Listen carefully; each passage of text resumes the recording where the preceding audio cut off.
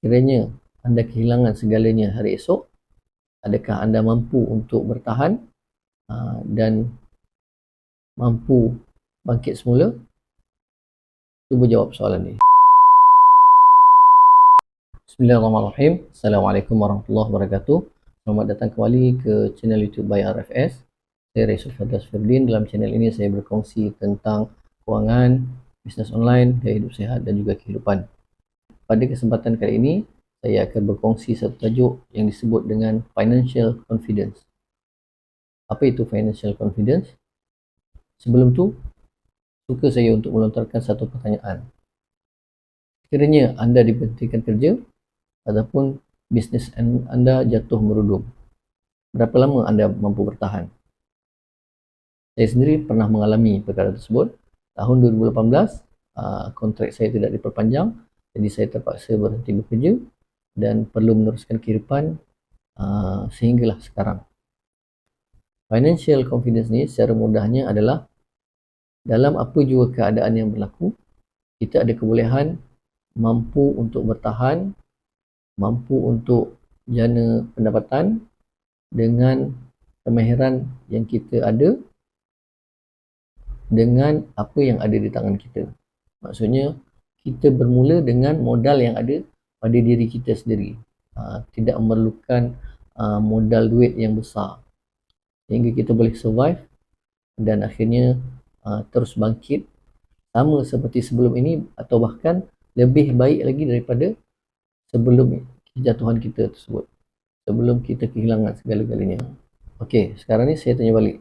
Sekiranya anda kehilangan segalanya hari esok, adakah anda mampu untuk bertahan dan mampu bangkit semula?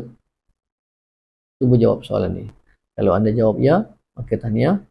Walau bagaimanapun, kalau anda jawab tidak, anda tak pasti, maka ini adalah masanya untuk anda mempersiapkan diri supaya anda memiliki sesuatu yang kita sebut dengan financial confidence. Jadi ada beberapa perkara yang kita boleh buat untuk mencapai financial confidence. Yang pertama sekali, kita perlu upgrade mindset. Okay? Kita punya mindset kena tingkatkan. Cara yang paling mudah dan amat saya galakkan adalah dengan membaca. Bila kita baca satu buku, itu bermakna kita telah mempelajari 10 tahun ilmu dan pengalaman orang lain. Jadi kalau kita dah baca satu buku, kita dah jimat 10 tahun. Dan jika kita dah baca 10 buku, kita dah jimat 100 tahun ilmu dan pengalaman orang lain. Kemudian yang kedua adalah network. Ada ungkapan dalam bahasa Inggeris yang menyatakan your network is your network. Maksudnya anda punya kekayaan adalah bergantung dengan anda punya jaringan, anda punya kawan-kawan. Benda ni biasa kita dengar. Kalau kita berkawan dengan orang yang jual minyak wangi, kita akan turut wangi. Dan kalau kita berkawan dengan orang yang tukang besi, kita akan terkena dia punya asap ataupun dia punya percikan api. Begitu juga dengan network ni. Maksudnya kita adalah kita punya keadaan kewangan biasanya menyamai ataupun tak jauh beza dengan 5 orang yang paling rapat dengan kita. Siapa 5 orang paling rapat dengan kita? Kita punya pendapatan biasanya tak jauh beza daripada 5 orang tersebut. Kemudian yang ketiga, fokus buat apa yang anda minat. Dan sepolehnya, minat ni boleh menjana pendapatan. Bila anda buat apa yang anda minat, anda tak akan rasa penat. Anda sanggup buat benda tu walaupun anda tak dibayar. Bahkan anda sanggup keluar duit untuk buat apa yang anda minat. Dan bila anda selalu buat apa yang anda minat, lama-lama anda akan mahir dalam perkara tersebut. Dan bila anda dah mahir dalam perkara tersebut, orang sanggup bayar anda untuk buat apa yang anda minat. Faham ke?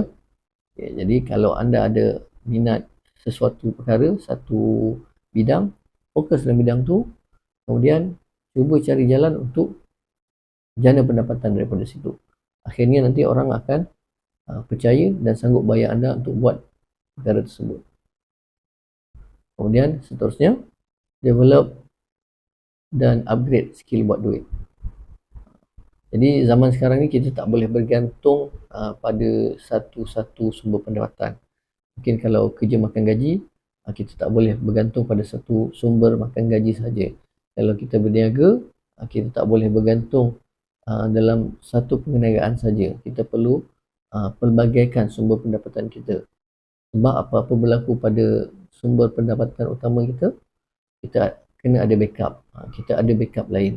Jadi kalau kita ada pelbagai sumber pendapatan, apabila satu jatuh, masih ada yang lain boleh menampung diri kita. Jadi untuk memastikan kita ada sumber pendapatan yang pelbagai, kita perlu ada kemahiran dan upgrade sentiasa kemahiran kita dalam menjana pendapatan. Sebab kalau kita kena bermula dari kosong, apa yang kita nak buat? Apa cara kita boleh dapat instant cash, duit cepat? Jadi kemahiran tu kita kena ada. Kalau tak ada kemahiran sangat, maknanya nak tak nak kita kena cari kerja lain. Kerja apa? Ada banyak kerja di luar sana. Paling mudah buat e-hailing lah. Sama ada jadi rider Foodpanda, Grab, ataupun jadi driver Grab, ataupun e-hailing yang lain, ataupun cari kerja kat mana-mana buat sementara. Pada masa yang sama, kita cuba untuk latih kita punya kemahiran, kita bina balik kita punya keadaan kewangan. Bila dah stable, kita boleh upgrade kita punya kehidupan. Untuk kemahiran buat duit, ada satu istilah yang disebut dengan high income skill. Kemahiran buat income yang besar. Sebab di luar sana ada banyak kemahiran yang kita boleh buat, tapi high income skill ni adalah perkara yang paling berbaloi lah kalau kita dapat belajar dan mahirkan diri. Sebab dalam masa yang singkat kita boleh menghasilkan pendapatan yang agak tinggi. Kita boleh kata diri kita dah ada financial confidence kalau kita mampu jana pendapatan sekurang-kurangnya 4 angka seminggu. Maksudnya RM1,000 lah sekurang-kurangnya dalam masa seminggu. So sebulan kalau dah ada RM4,000 tu, insyaAllah cukup lah untuk sekadar survive. Kalau lebih, maka itu lebih baik lah. Kemudian yang kelima dan terakhir, nak tak nak kita perlu ada kemahiran dalam merancang dan menguruskan kewangan. Jadi kita mengurus belajar kewangan ni bukan masa kita tak ada duit saja. Tapi masa kita ada duit pun, kita perlu uruskan kewangan. Sebab saya kenal ramai orang yang ada banyak duit, tapi mereka tak mampu uruskan duit. Kalau dia ada pendapatan 5 angka, setiap bulan 5 angka tu habis. Okay? Kalau dia ada duit RM20,000, dia nak simpan RM1,000 pun susah. Ada duit RM3,000, dia nak simpan RM300 pun susah. Okay?